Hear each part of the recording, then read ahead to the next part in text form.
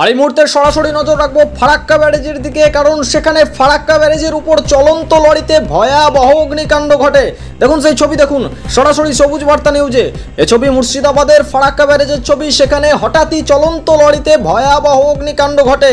বুধবার মুর্শিদাবাদের ফারাক্কা ব্যারেজের 48 নম্বর গেটের সামনে পণ্য বোঝাই চলন্ত লরিতে ঘটে বিপত্তি।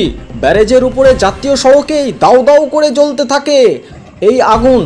কথা বলবো, বিস্তারিত জানবো, পুরো বিষয়ে নজর রাখুন। ফারাক্কা ব্যারেজের উপর চলন্ত লরিতে ভয়াবহ অগ্নিকাণ্ড, দেখুন সেই ছবি সবুজ বার্তা নিউজে।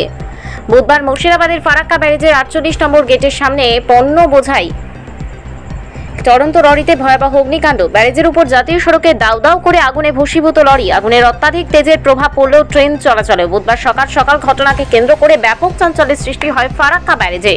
খবর পেয়ে ঘটনাস্থলে ছুটে আসে ফারাক্কা বাঁধ প্রকল্পে সিআইএসএফ। খবর দেওয়া হয় দমকলকেও, ছুটে আসে ফারাক্কা থানা এবং বৈষ্ণবনগর থানার পুলিশ। রিপোর্ট সবুজ বার্তা নিউজ।